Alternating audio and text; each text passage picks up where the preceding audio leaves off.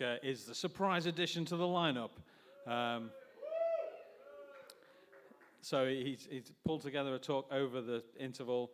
I think it's about AI, not that it was written by AI, but it was done in the interval, so who knows? I'm sure we're going to find out. If you welcome to the stage, Alex Keyter.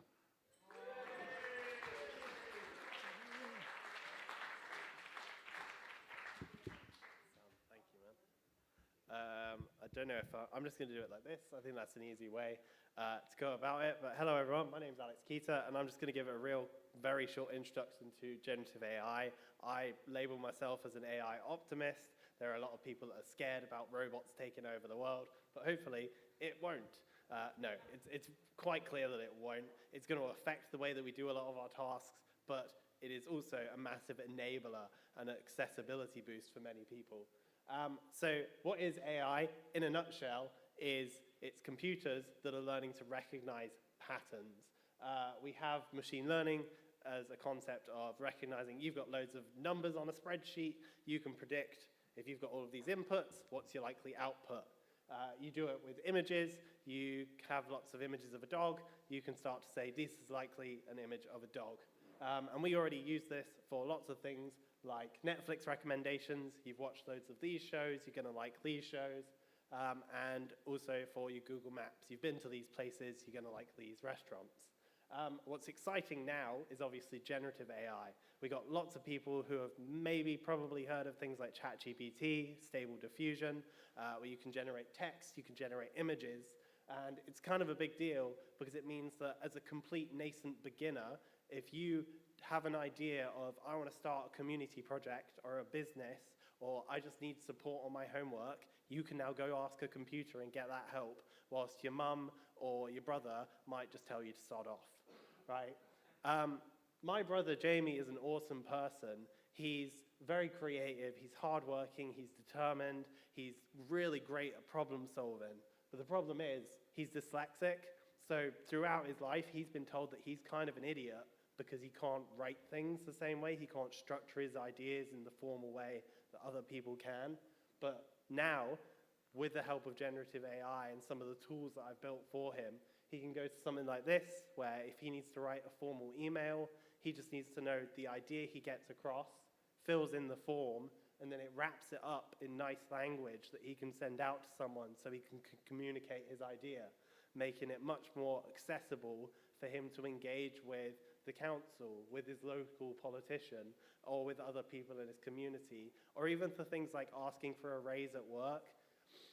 Another way that he's been using AI, and I encourage many other people to, is what we've called generative vision boarding. You go into this and you plan out your holiday, you plan out your next trip, your next idea, and you can just come up with ideas or images of what it would look like.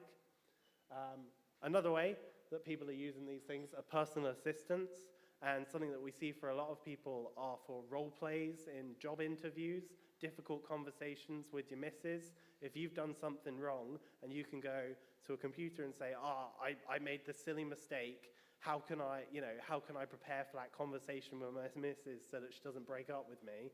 That's actually a really useful tool to enable you to then go into that conversation having had a bit of preparation. Obviously, there are some risks. These tools are predictive models. They do not have a construct of fact. They do not think the way that we do. And therefore, if you go into it, you can't just believe everything it says, right?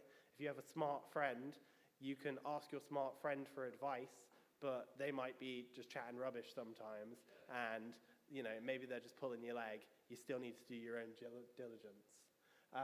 The slide here talks about how essentially we're at a task level with AI at the moment. It might write some emails, it might do some research for you, but it doesn't completely replace the role that you do. But as we move, we'll start to go to process automation, so things like driving, which is going to be coming for the world. And then after driving, we'll have, say, Uber, except you won't actually need taxi drivers to be manipulating the vehicle. The last two slides showed really the escalation of how good this technology is getting. The previous slide was 2023, Will Smith eating spaghetti, it's all janky image, it's all pixelated, there's all, distortion. And then we've now got very interesting photorealistic video that you can generate by describing.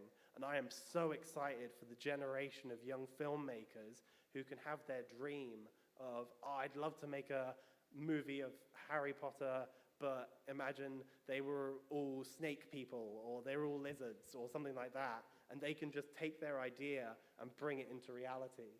I've massively run over time.